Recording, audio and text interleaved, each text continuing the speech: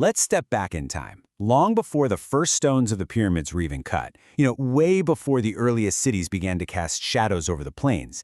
In this explainer, we're going to reconstruct entire human worlds, but we're not looking at rulers or wars. Instead, we're looking at the very first built environments of ordinary people. We're going to explore the sensory reality, the really deep engineering, and the profound social architecture of the prehistoric hunter-gatherer campsite. Okay, let's dive right into this. I want you to imagine standing out on a freezing windswept tundra, or maybe deep within a dense, humid rainforest. You're completely surrounded by biting cold or sweltering heat, and your survival, well, it depends entirely on what you and a small group of people can build before nightfall. So, how exactly did our ancestors take these wild, unforgiving landscapes and carve out spaces of warmth, safety, and community? Well, to understand our ancestors, we first have to understand the spaces they inhabited. The campsites they built weren't just shelters. They were the physical expression of a hunter-gatherer society, literally the absolute center of human existence at the time. Part 1. The first human landscape.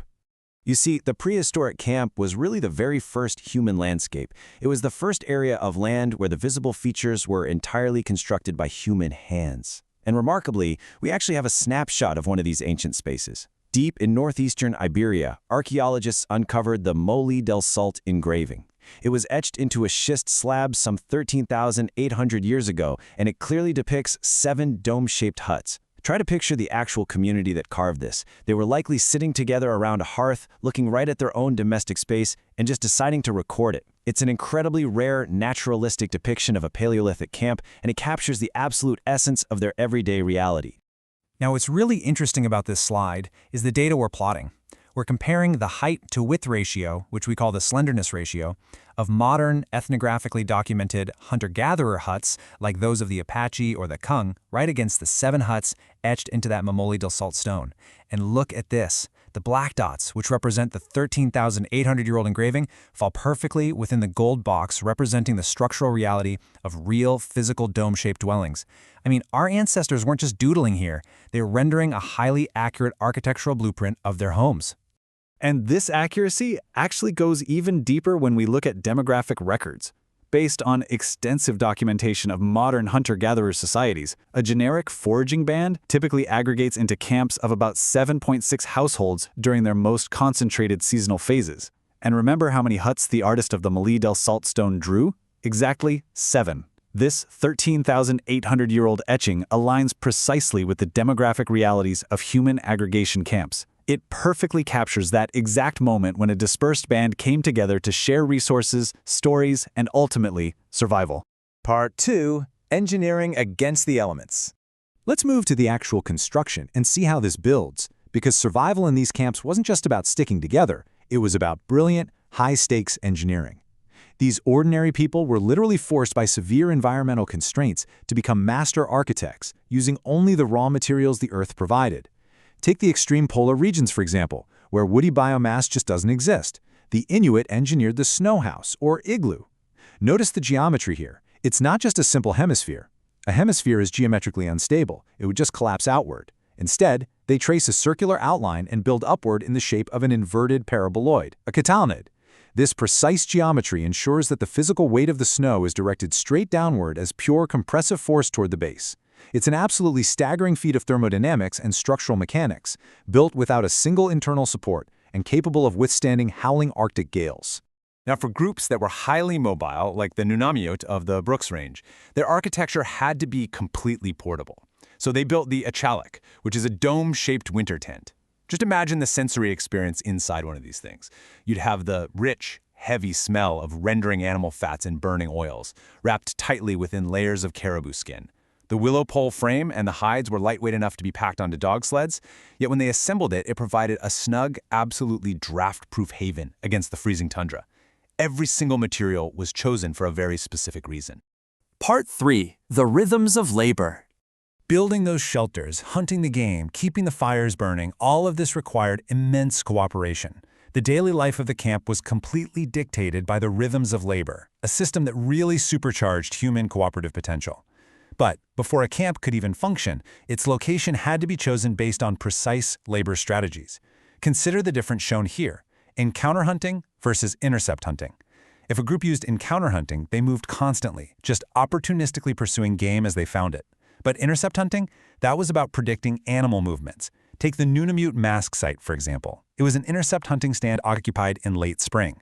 And it wasn't chosen because it had great firewood or because it was super comfortable to sleep in. No, it was chosen purely because it offered massive visual coverage of a valley bottleneck where migrating caribou were guaranteed to pass. Their labor strategy dictated their geography. So the crucial point is, how was this labor divided once the camp was actually established? To meet the crushing demands of daily caloric needs, tasks had to be heavily allocated. Women typically procured the incredibly reliable plant carbohydrates that formed the vital base of the diet, and they actually frequently built the shelters too. This freed the men up to engage in the high-risk, high-failure rate task of hunting large game. Meanwhile, you had children foraging safely nearby and elders passing down knowledge while processing food right by the fire. You have to understand, this wasn't some rigid ideological rulebook. It was a highly flexible, sophisticated evolutionary strategy that ensured the whole group survived. Part 4. The Architecture of Society. You know, the way our ancestors built their shelters and divided their labor directly created the social fabric of their world. I want you to think about this profound question. When you live in a highly egalitarian society with no police force, no formal courts, and zero chiefs, how do you stop a simple argument from tearing the entire community apart? Well, the answer actually lies in the very space they constructed. Space itself was a living mechanism for social harmony. And this brilliantly illustrates that concept. The Mbuti people of the Congo forest build these small, temporary circular huts facing a central communal space. But if tension flares up between two households, they don't have a judge step in. Instead, they literally pick up the entrance of their hut and physically rotate the door away from the offending neighbor. Actually, think about how smart that is. By altering their immediate architecture, they completely sever visual and verbal contact, instantly de-escalating the conflict without having to resort to punitive law. They're literally engineering peace using space. Part 5. Traces in the dust. Obviously, today, those caribou skin tents are long gone, and the Mbuti huts eventually just melt right back into the forest. So how do we, as historians and archaeologists, reconstruct these lost worlds with such precision? Well, we do it by reading the soil. The renowned archaeologist Louis Binford spent time with modern hunter-gatherers and realized that human behavior creates universal spatial patterns. Imagine a person sitting obliquely to a crackling fire, striking two stones together. You could almost hear that tactile clack-clack sound of flint napping. The tiny shards of stone fall right beside them into what we call the drop zone. But when they finish eating a large piece of meat, they just casually toss the heavy bone over their shoulder or forward into the toss zone. What happens is a donut-shaped ring of invisible data forms around the fire, just waiting thousands of years to be found. And we apply this exact theory to real ancient sites, like Site 24HL1085 in the Bears Paw Mountains of Montana. By meticulously mapping the scatter of tiny stone flakes, animal bones, and especially the fire-cracked rock from ancient hearths, researchers can literally see the ghosts of past activities.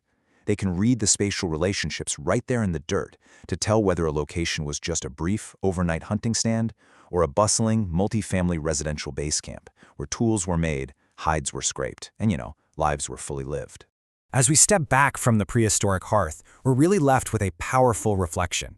For over 300,000 years, the human camp was a total masterclass in adaptation, explicitly engineered to maintain peace, ensure survival, and foster profound community equality.